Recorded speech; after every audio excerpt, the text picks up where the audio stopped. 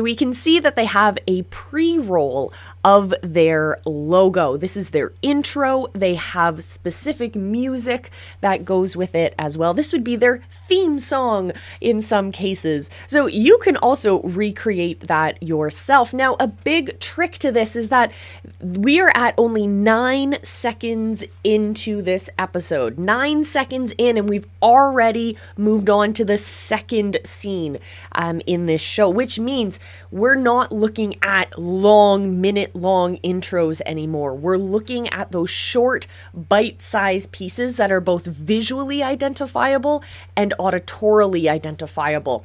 This is content that's produced both for podcast format, so audio only, as well as YouTube format, so audio and video. So that's really key. A simple logo intro that's less than 10 seconds long. Pretty cool. All right, so let's keep going and see what comes next.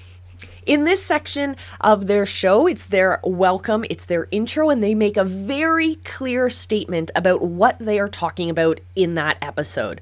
It's great for indexing for you who are the content creators to know exactly what you're talking about in that episode. It only takes you a couple seconds to watch it, to watch that content before you know exactly what you're talking about, but it's also great for your audience.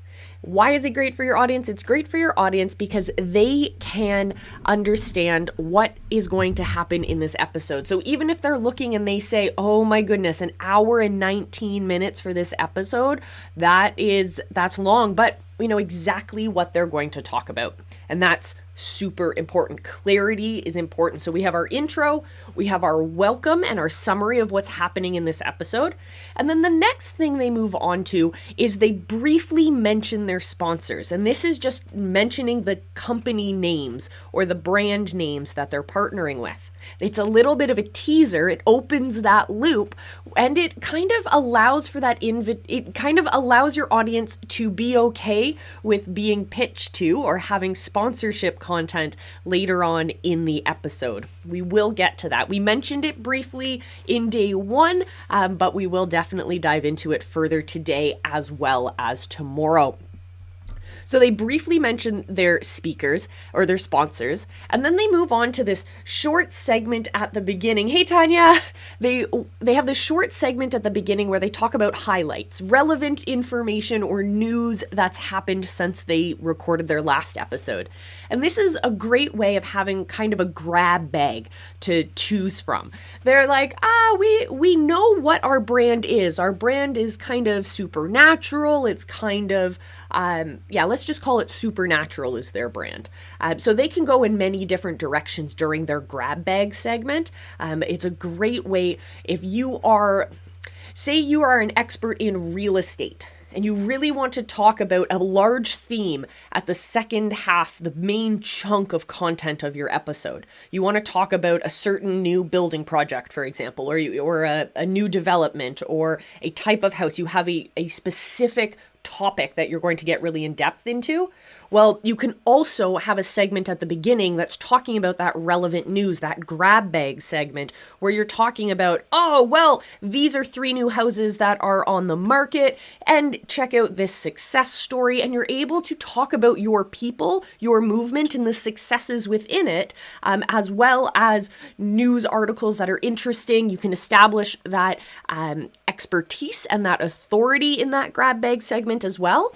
And of course, it also nurtures your community by giving them news and giving them things to talk about. So that is, I think, a great point when it comes to the Mile Higher podcast and their format. So far, let's recap because we've gone over a lot already. First, less than 10-second long intro graphic with sound, with a easy to identifiable music or sound effect, okay?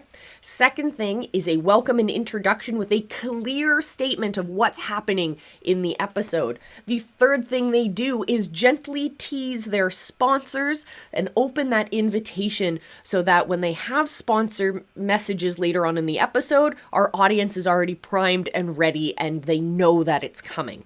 The next thing they do is their grab bag, where they can talk about lots of different little segments and have that chit chat back and forth, kind of casual. And it's kind of like when you're interviewing someone for your show, or you're being interviewed for a show, to set the tone, to set the emotional tone, you'll have a bit of little banter back and forth that's not necessarily going to air as part of the interview.